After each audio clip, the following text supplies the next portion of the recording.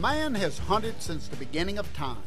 What began with crude weapons and animal images scrawled on cave walls has developed into a multi-million-dollar industry. From the Tilton Hiltons to the mansions in the marsh, we hunt and we cook.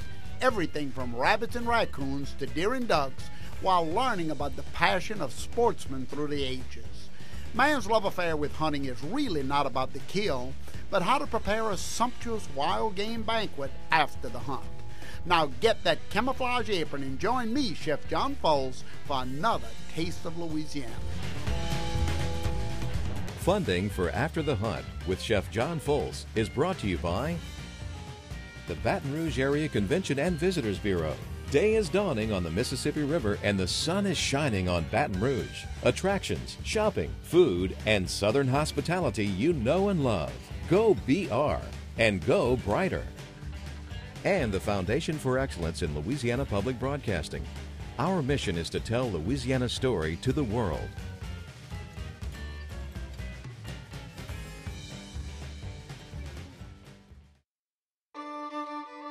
And by the Louisiana Department of Culture, Recreation, and Tourism. Vacation planning guides are available at louisianatravel.com. You wait all year for your vacation. Don't sleep through it.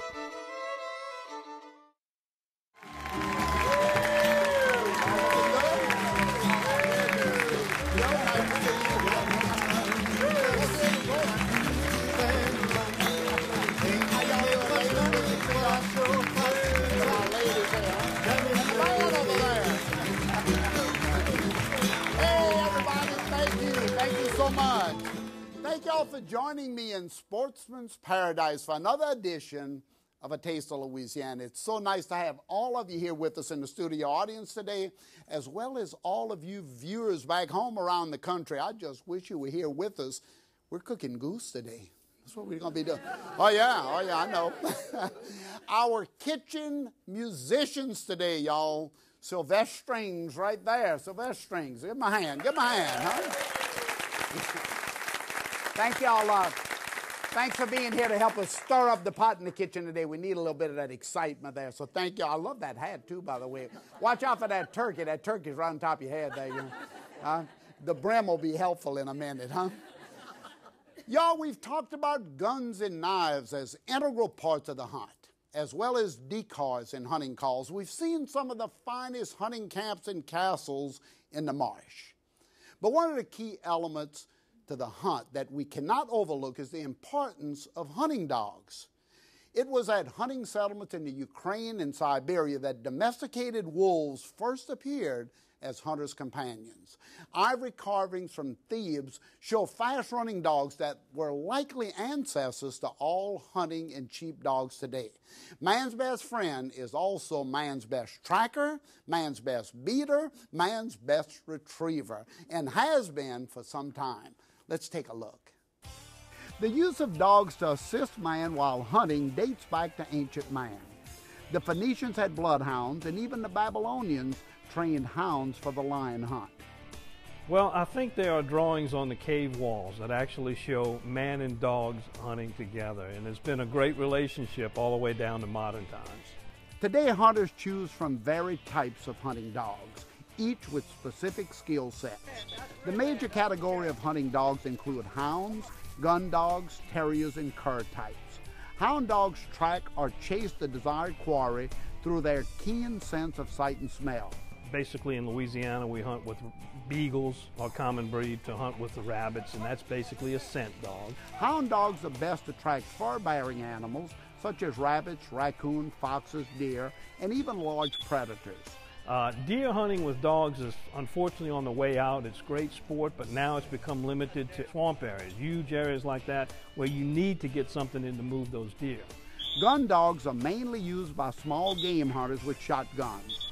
Gun dogs or bird dogs locate prey or retrieve quarry for the hunter, particularly birds. There are three main types of gun dogs: retrievers, spaniels, and pointing breeds. A retriever's primary role is to find and return shot game to the hunter. Retrievers spend hours in a duck blind and visually spot and remember the location of shot birds. At commands, they hit the water and retrieve the prey. Some retrievers follow hand, verbal, and whistle commands to a downed bird. Pointers are trained to locate and point at small game. Once they point, the hunter can approach and flush the game. Those would be your regular pure pointers, might be Brittany Spaniels, the German Shorthairs. Those dogs are used to go out and cast into the field, and basically they're hunting strictly with the nose. Very rarely do they sight a bird. They will smell it. The idea is for them to point it and freeze. Now, terriers, another category of hunting dogs, were initially bred to hunt and kill vermin. These small dogs are courageous, tough, but somewhat hyperactive. Those are usually your rat terriers, your terrier breeds. They're smaller dogs. You don't hunt with packs of them. You hunt with maybe one or two. Curs, such as the blue-eyed Catahoula, are dogs developed in the United States which primarily hunt boar, raccoons, cougars, and other large mammals. According to legend, many of Hernando de Soto's Spanish war dogs were tamed by Louisiana Native Americans. What that was is a crossbreed between the European war dog and the red wolf. Catahoula curs have the great distinction of being Louisiana's state dog. Whatever the breed or type of dog used, one thing is for sure: man's best friend is an indispensable part of the hunt.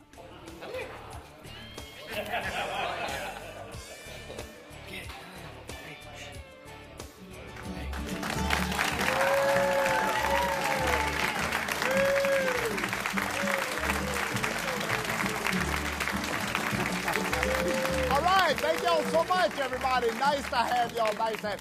All right, Sylvest Rings, y'all give him a big hand right here. Right? I like that. I like that little. Hey, thank y'all so much for being here with us today. Y'all, I'm going to be doing a little goose here today, and I don't want you to take it lightly because I've had to go on a wild goose chase, so to speak. And I found out that what was good for the goose was not necessarily good for the gander. And you're in trouble because I'm actually as loose as a goose today, you know. And to prove it, look at the two friends I have. Joe Macaluso, y'all, one of the great sports writers, if not my favorite sports writer, right here, Joe Macaluso. Let's give him a hand, huh? At the Advocate, one of our favorite papers, right? And, of course, Gary Rispone over here from that wonderful show that you do, that y'all do. Y'all do the show every week, right? Louisiana, what's that? Paradise, Louisiana, huh? Thank you, Gary, for being here with us as well, huh? Thank you. Nice to have you. My pleasure. I know my little opening on Loose as a Goose, Goose as a Gander, I know that was probably pretty corny, but it was the best I could come up with.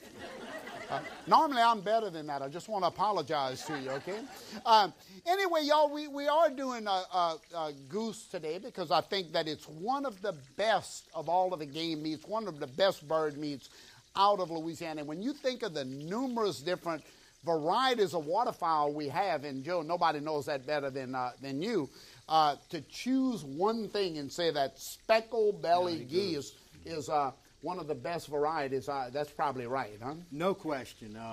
Of all of the wild game we have, and I especially like the bird hunt, if you take a speckled-bellied goose, it is a prime source of food. And whenever you bring two of them home, somebody expects you to share one of them with them, and that doesn't always happen because there's always somebody usually ahead of them in line, ready for the speckled. Well, it is. It's not only does it cook up probably better, in my opinion, than most ducks, other than teal or wood. I mean, when you talk about a teal duck or wood duck, you really have a great piece of meat. But the speckled belly, I think, gives you so much versatility in your cooking. You can braise it, you can grill it, you can fry it, you can do so much with it. And today, what I'm doing, y'all, how many of you cook goose? You're looking at me like, what are we talking about over here? Why are y'all so just stunned by looking at this goose?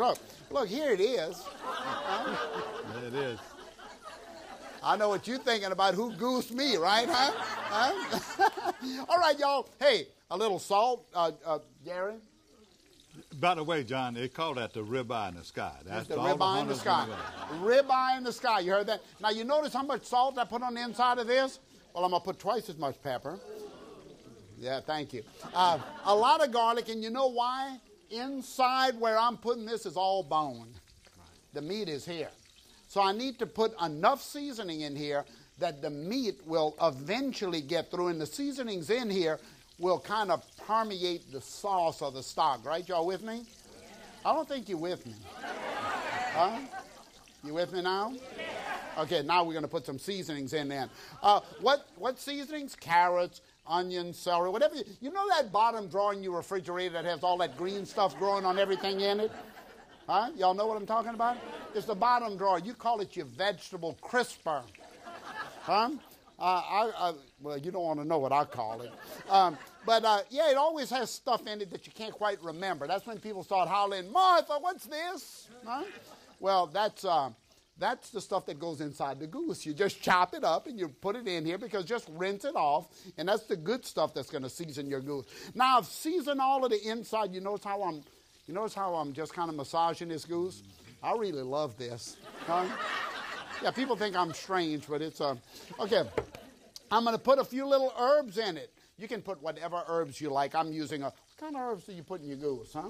I like basil. Basil, yeah. Cilantro, sometimes depending upon a little which sage one. too is really good in it. I'm not a cook. I put a fork and a knife in. That's all you need to put in. Okay, y'all, now I've taken this and I've put it up. Y'all come on over to my pot here. I want you to look at this because I'm going to add the rest of these vegetables. No use putting them back in the crisper. I know what they look like before I clean them, right? Garlic. I'm going to add all these wonderful celery. I'm going to throw some herbs in there. Look how pretty that is. Now to that, I'm going to add a little bit brandy. I'm going to add a little bit brandy. Huh? I'm going to add a little bit stock to it.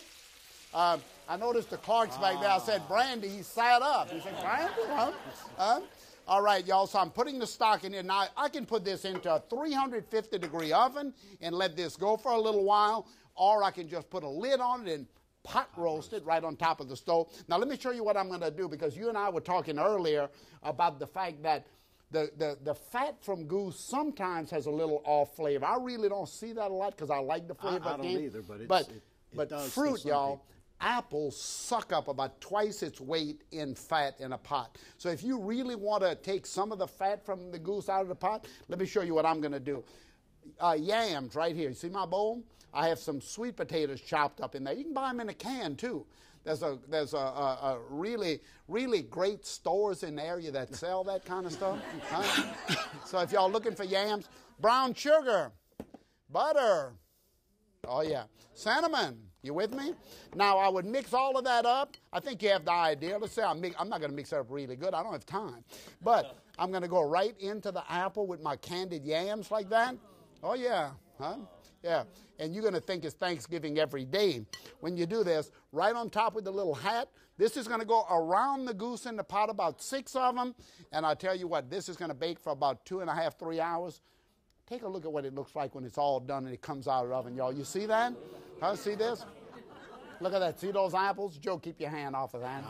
Trying to keep Gary away from it. Well, y'all, I tell you what, we had a great opportunity just a while back with the Secretary of Wildlife and Fisheries to go cook goose at White Lake Lodge, and we cooked a great Italian dish, the cacciatore. You're going to love that. I know you're going to love that, Gary. Y'all take a look. Y'all, what a beautiful day it is today. I'm standing right here with a great friend of mine, Secretary of Wildlife and Fisheries, Robert Barham, and where else? In the parlor at White Lake Lodge. It was just a beautiful hunting, fishing reserve here. Welcome, Mr. Secretary. Thank you nice so to much. have you. Great to be with you. You know what we're cooking today? We're cooking what I think has to be your new favorite dish. Absolutely my favorite dish. Goose Cacciatore. Goose Cacciatore, no doubt about it. A great dish. And this is a great area for speckled belly or geese in general. Rice fields here, right? Tremendous wildlife area. A lot of geese winter here, and it's pretty special. Well, this particular one, I have one right here. That's about a 3 to 4 pound goose. Now, you would think that's something you'd find in a grocery store, but look how just plump and fat that goose is. Absolutely fantastic. And I want to show everybody what the meat of that goose looks like. You see how nice and red it is? It will cook out a little lighter than this. skin on, and I'm going to season it just to show you what I've done. I've had some cooking already over here. A little bit salt, a little bit pepper, and I'm going to put it right down into the pot with the ones that I have in there already. So for demonstration purposes on our Goose Cacciatore, I have a little bit of oil, seasoned meat, and then of course we have to go in with the seasonings. You can handle that for me. Onions, celery, bell pepper, garlic, green onions, parsley. You can throw it all in there.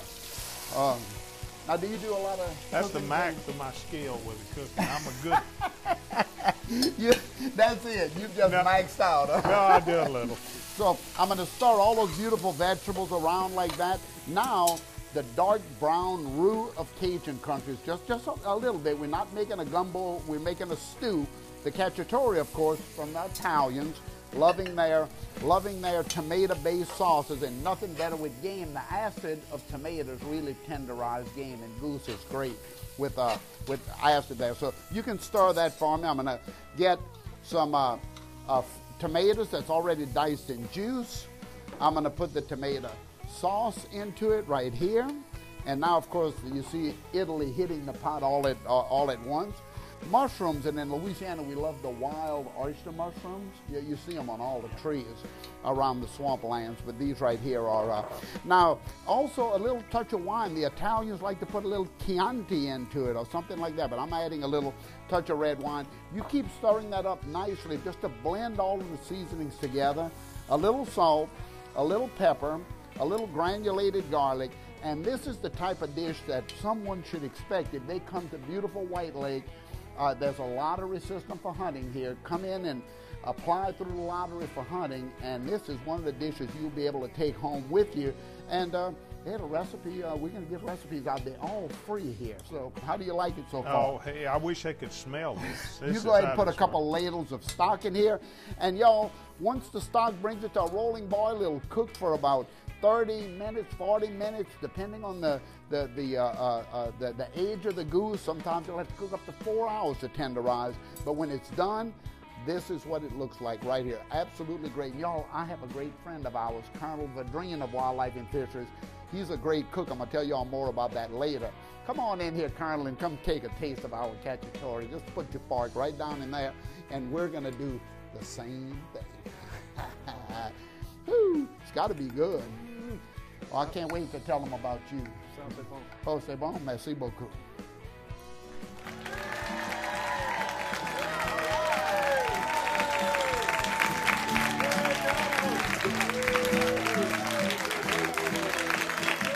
All right. Sylvest Rings right here, y'all. Give them a big hand right there.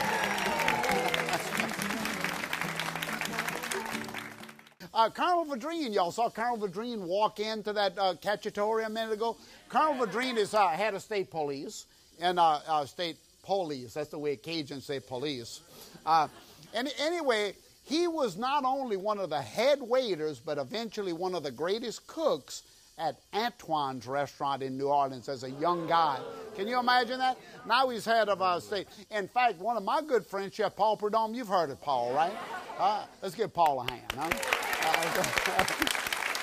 Paul is a great friend, and Colonel Vadrine, when he was a cook at Antoine's, hired Paul Prudhomme for his first job over there. So that was so that's his claim to fame. But he was a great, great cook as well. Y'all, this is the goose that laid the golden egg right here. Huh? You're pitiful. That was my best one, huh? Huh? That was the best one right there. I feel like I've been goose now. Anyway, Joe, one thing before I start throwing this into the pot. Writing about hunting in Louisiana, or sports in general in Louisiana as it comes to game and fishing and all of that, when you think that we are sportsman's paradise here, probably more wetlands, more hunting, more camps, more camaraderie. I can't say it's a difficult job, but it must be to decide what story you're going to write about.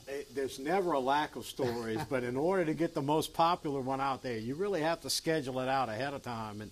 And the one thing about being an outdoors writer in Louisiana is you're always busy. And I used to write sports a long time ago. My wife said, I really didn't realize that we knew sports consumed you, but outdoors involves the whole family. It's 24 hours a day, especially in Louisiana. We are so blessed when you go around other parts of the country to know that at any one time we can put the best of the wild game and the best of our wild fish on our tables. All season, all year every long? Year. All year long. Every day, every month. Now every you year. know why we're Sportsman's Paradise. Come and see us, y'all. We have so many great opportunities to hunt. And then, of course, my good buddy Gary Rispone. We were talking about hunting dogs a minute ago. Now you have your I got a lab killer, yeah. but lab. What's the lab's name? Since I could walk.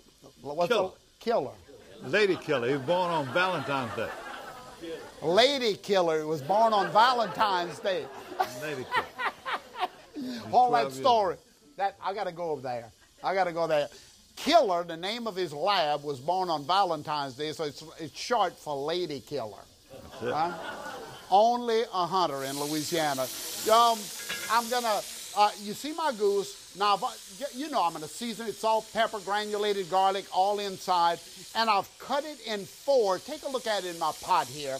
And now I'm going to go in with all of my winter vegetables because this dish is called, obviously, braised goose with winter vegetables. Onion, celery. If you take a look at my platter here, I have the turnips right here because all of these winter vegetables in goose season is absolutely fantastic, and I add such great flavor to the pot. So I have the garlic, the turnips right here, the fennel. Boy, I'll tell you what a great dish. For the Italians, the finocchio right here, that wonderful fennel. The tomatoes, parsnips. How many of you cook with parsnips? You're lying to me, huh? You're lying through your teeth, huh? I tell you what, I cook with parsnips. I'm going into the pot, and the olives too, y'all, because Italian again, right, Joe? Now, Gary, go ahead and tell me about that hunting dog killer. Tell me about the dogs. Do y'all ever have dogs or show dogs on your show, Paradise Louisiana? We did do a segment, sporting dog segment on our show. Did you? It was sponsored by Fort Dodge Animal Health. But you were talking about dogs, and Joe the same way, I don't know. But ever since I could walk, we always had hunting dogs. Right. Squirrel dogs start off with my dad, rabbit dogs. We run rabbit dogs, and then Joe and them was big with the deer dogs. I never was big with deer dogs, but squirrel hunting was more fun with a dog, especially with kids, because when the kid goes out, you don't have to be quiet. The dog does all the hunting, and they call you, come on. I can remember my dad said, don't shoot, let the kids shoot first. You know, we'd always follow behind a squirrel dog, had a squirrel treat, and we'd get to shoot. The kids get to shoot first. And the dogs, hunting dogs are really a part of the family in Louisiana. I mean, they have to be cared for. They certainly have to be taken. I've gone to homes, y'all, where the dog pen is better than the home the family lives in. A lot of them, in fact. Huh? Oh, I take care of the dogs, huh? No shoes for the kids, huh? Get that 100-pound sack of good food, huh? Well, you don't like right? And upkeep of the dogs. My daddy had one of the first concrete pens around, yeah. And you know my brother Eddie real well. Yeah, sure. Eddie had a job of feeding the dogs every day, and my job was to clean the dog pen. So you know that it's still the same way. You would consider the favorite son if you had to clean the dog yard. That's what your dad said, come here, favorite son, clean the dog yard. Eddie, you sit here and eat ice cream, huh? Very conscious. Very conscious. All right, y'all, I'm putting a little wine into my pot right here. Oh, okay, I'll put more wine into the pot. Right. You see that? They're all a bunch of sots, y'all, huh? I knew those red hatters were a lot of fun. You know, I found out all these ladies have a sash with a name on it that's not really their name. Duchess and Queen and John and Chef. That's so nobody really knows their real identity in public, y'all. Hey, we love y'all. Hey, thanks for coming. What a great show y'all making those beautiful outfits. Into the pot a little bit, game stock. This is a braised. The goose has been cut into 4. Season all the winter vegetables in. And I'm going to put a lid on it into the oven if I want to. The good news about this, pot roasting is beautiful on the stove if you feel like playing with it. If you don't, you want to watch a ball game, throw it in the oven. You don't have to touch it for about 3 hours. It's going to look just like this when it's done. Look how beautiful that is right there. I'll look at this and I immediately think of my red hat ladies when I look at that. And y'all been goosed, huh? Thank y'all so much for being here with us today.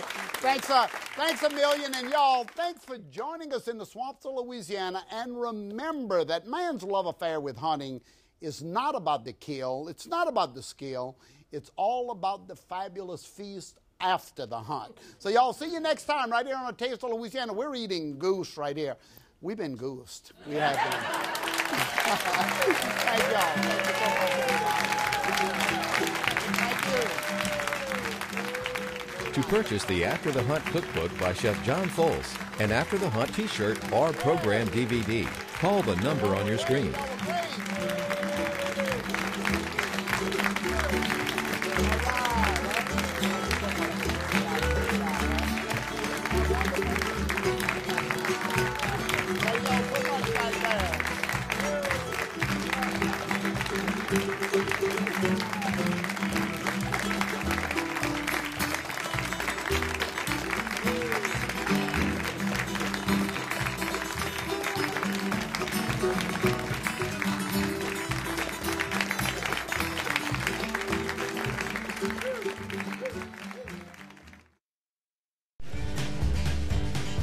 Funding for After the Hunt with Chef John Folse is brought to you by the Baton Rouge Area Convention and Visitors Bureau. Day is dawning on the Mississippi River and the sun is shining on Baton Rouge. Attractions, shopping, food, and Southern hospitality you know and love. Go BR and go brighter. And the Foundation for Excellence in Louisiana Public Broadcasting. Our mission is to tell Louisiana's story to the world.